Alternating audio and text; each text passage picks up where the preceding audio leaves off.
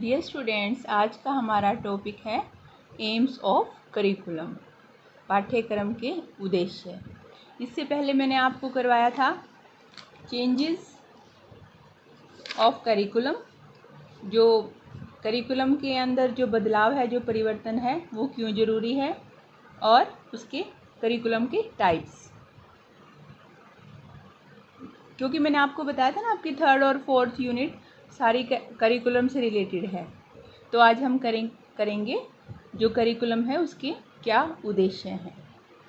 तो बच्चों देखो, जैसे किसी भी पाठ्यक्रम का जब निर्माण होता है तो वो जो तत्कालिक शिक्षा के उद्देश्यों को प्राप्त करने के लिए होता है, और जो पाठ्यक्रम है वो देश, काल एवं परिस्थितियों के अनुरूप बदलता रहता है। जैसे कि पहले भी बताया था, पाठ्यक्रम में बदलाव जो है वो किसके अनुसार होते हैं? देश के, काल के एवं परिस्थितियों के अनुसार उसमें बदलाव होते रहते हैं। तो जो आपका करिकुलम है उसके क्या उद्देश्य हैं? सबसे पहले तो है छात्रों का सर्वांगीण विकास करना। पाठ्यक्रम का जो प्रथम और सर्वप्रमुख उद्देश्य है, बालक के व्यक्तित्व के समस्त पहलुओं, कौन से पहलू? शारीरिक, मानसिक, बौद्धिक, नैतिक, व्यावसायिक, सांस्कृतिक एवं आध्यात्मिक सभी पहलू उनको डेवलप करना, उनका विकास करना। सेकंड नंबर पर है सभ्यता व संस्कृति का हस्तांतरण तथा विकास करना। मीन्स सभ्यता और संस्कृति है, जो हमारा कल्चर है, उसको एक पीढ़ी से दूसरी पीढ़ी में ट्रांसफ़र करना और उसको डेवलप करना। हमारा फ़र्ज बनता है हर पीढ़ी का कि हमारी सभ्यता और संस्कृति की हम रक्षा करें, उसको सुरक्षित रखें, क्योंकि हम उसको सुरक्षित रख के ही अगली पीढ़ी में उसको ट्रांसफ़र करते हैं, उसको हस्तांतरित करते हैं। इस प्रकार मानव सभ्यता व संस्कृति की रक्षा, हस्तांतरण का विकास करना भी पाठ्यक्रम का मुख्य उद्देश्य है। क्योंकि हमें ये पता चलता रहता है हमारी उस समय में क्या रीति रिवाज थे, क्या हमारा कल्चर था, हम उसी को फिर फॉलो करते रहते हैं। 3rd नंबर पे है नैतिक व चारित्रिक विकास। पाठ्यक्रम के माध्यम से बालक में सहानुभूति, सहयोग, सहनशीलता, सद्भावना, अनुशासन, मित्रता, ईमानदारी जैसी गुड वैल्यूज़ को डेवलप करना, जैसे उसके अंदर उच्च नैतिक चरित्र का निर्माण करना, जिससे कि वो एक अच्छे नागरिक बन सकें, एक श्रेष्ठ नागरिक बन सकें। इस प्रकार जो करिकुलम है, आपका पाठ्यक्रम है, उसमें बालक का नैतिक व चारित्रिक विकास करना भी होता है। उसके बाद है मानसिक शक्तियों का विकास। जो उसकी मानसिक शक्तियां हैं, देखो हर व्यक्ति के अंदर, हर बालक के अंदर अपना मेंटल लेवल होता है, उसके अंदर अपनी अलग अलग स्किल्स होती हैं। वो क्या है? जैसे उनका चिंतन, मनन, तर्क, विवेक, उनका डिसीजन पावर, निर्णय लेने की जो क्षमता है, उनका मेमोरी लेवल, मीन्स जो उनकी स्मरण शक्ति है, वो उनका विकास करना। जब इनका विकास होता है तो व्यक्तित्व का पूर्ण विकास होता है।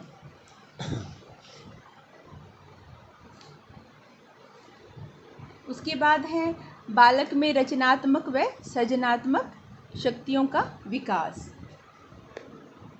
देखो पाठ्यक्रम में जैसे हमारे सब ये होते हैं, सब्जेक्ट्स हैं अलग, जैसे फिजिकल एंड हेल्थ एजुकेशन है, और हमारी और एक्टिविटीज़ हैं, जैसे जिनको को करिकुलम एक्टिविटीज़ बोलती हैं, जिसमें क्या खेलकूद और जो पाठ्येतर क्रियाएं हैं उनको आयोजित करके उनके जो उद्देश्य हैं उनको हमें प्राप्त करना।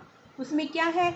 बालकों की जो अक्षमताएं हैं, जो उनके अंदर एबिलिटी हैं, और जो अभिवृत्तियां हैं उनकी, जो उनके अंदर क्वालिटीज़ हैं, उनको डेवलप करना, जो उनकी इच्छाएं हैं उनको डेवलप करना, उनमें रचनात्मक और सृजनात्मक शक्तियों का विकास करना। 6 नंबर पे है गतिशील लचीले मस्तिष्क का निर्माण करना।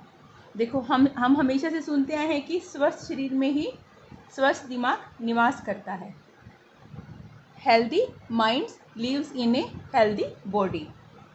तो जो जैसे हम स्वस्थ मस्तिष्क का निर्माण भी शिक्षा के द्वारा ही किया जाता है। जो एक हेल्दी माइंड होता है वो शिक्षा के द्वारा ही उसका मतलब उसको डेवलप कर सकते हैं हम। उसमें अच्छी अच्छी बातें सीखना, वो अलग अलग सब्जेक्ट्स हैं जैसे हमारे विज्ञान, सामाजिक और अन्य विषय हैं, वो क्या करते हैं, जो मस्तिष्क की गतिशीलता व लचीलेपन में वृद्धि करते हैं, हमारी क्रिएटिविटी को बढ़ाते हैं।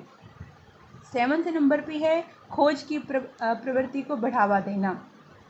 मीन्स जैसे हमारे अंदर एक क्यूरियोसिटी पैदा करना, उत्सुकता पैदा करना, जिज्ञासा पैदा करना, जिसमें बालक उसके अंदर एक जो ऐसी जब उसके अंदर एक अपनी मेंटल लेवल उसका डेवलप हो जाता है तो उसके अंदर किसी नई नई चीज़ को सीखने की इच्छा जागृत होती है, वो अनुसंधान करता है, रिसर्च करता है। तो ये भी पाठ्यक्रम के मुख्य उद्देश्यों के अंतर्गत आते हैं। 8 नंबर पे है बालक को भावी जीवन के लिए तैयार करना। भावी जीवन मीन्स आने वाला जो हमारा जीवन है, आने वाला जो समय है उसके लिए। शिक्षा संपूर्ण जीवन की तैयारी है, ये तो सभी को पता है।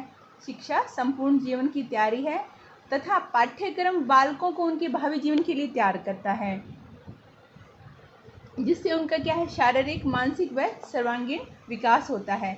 वो आपस में, समाज के साथ, सोसाइटी में उनको कैसे रहना है, परिवार में कैसे रहना है, उसमें सामंजस्य स्थापित करते हैं। देखो, एक व्यक्ति एक सामाजिक प्राणी है, तो हम ये चीज़ें कहाँ से सीखते हैं, हम किताबों में पढ़ते हैं, परिवार से सीखते हैं, तभी हम समाज के साथ एक रूपता कर पाते हैं, उसके साथ सामंजस्य स्थापित कर पाते हैं।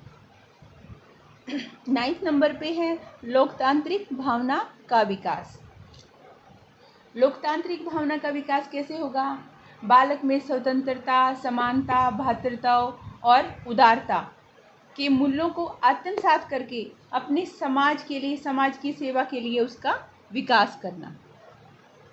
हमारा देश तो लोकतांत्रिक है, तो हमें शुरू से ही त्याग की भावना, हमारे देश के प्रति सम्मान की भावना, देश हित के लिए हमारे मन में भाव पैदा किए जाते हैं। स्कूल में भी हम किताबों में पढ़ते हैं, हमारे अध्यापक भी हमें इसके बारे में शिक्षा देते हैं। उसके बाद है और इसके 1-2 पॉइंट मैं आपको बता देती हूँ। शैक्षिक प्रक्रिया के स्वरूप को निर्धारित करना। देखो, पाठ्यक्रम का दायित्व है जो बालक है उसके प्रति होने के साथ साथ संपूर्ण शिक्षा की एक प्रक्रिया की ओर भी है। एक जैसे एक बच्चे के लिए तो जो उसकी रिस्पॉन्सिबिलिटी वो है ही है, उसके अलावा जो एक संपूर्ण शिक्षा की प्रक्रिया है उसकी तरफ भी में ध्यान रखा जाता है। जो पाठ्यक्रम की शिक्षण क्रियाएं व शिक्षक के मध्य में अंतःक्रिया उसको स्पष्ट करना है। जो एक टीचर के बीच में और एक स्टूडेंट के बीच में जो एक इंटरेक्शन होती है उसको क्लियर करना है। उसके बाद है भाई बालकों की जो विचार, तर्क व निरीक्षण शक्तियों का विकास करना। पाठ्यक्रम का और उद्देश्य है बालकों को ऐसा वातावरण प्रदान करना, ऐसा एटमॉस्फेयर उनको प्रदान करना जिसमें बालक अपने विचार, तर्क एवं निरीक्षण शक्तियों का विकास कर सकें। उनको क्लासरूम में ऐसा माहौल प्रदान करना, बच्चे को और टीचर में आपस में इतना लगाव होना कि वो अपनी सारी बातें उनके साथ बता सके भी, उसको किस माध्यम से समझना आता है, उसको क्या मेथड समझ आता है, किस ढंग से टीचर उनको पढ़ाए। तो उनके बीच में उनको ऐसा माहौल पैदा करना कि वो अपने विचारों को खुल के बता सके, अपने जो लॉजिक बातें हैं, जो उनके विचार हैं उनको फ्रीली अपने आगे बढ़ा सके, उनकी राय ले सके और बच्चों को बता सके, उनके ऊपर ऐसे कोई ज़्यादा बाउंडेशंस ना हो। उसके बाद है भाई, इस प्रकार अपने इन महत्वपूर्ण उद्देश्यों के कारण पाठ्यक्रम का शैक्षिक प्रक्रिया में एक विशिष्ट स्थान है। इन्हीं कारण से पाठ्यक्रम की आवश्यकता होती है। तो ये आपका हो गया इसके एम्स। ये टॉपिक अभी आपका हो गया, आगे मैं आपको करवाऊंगी नेक्स्ट। Okay students.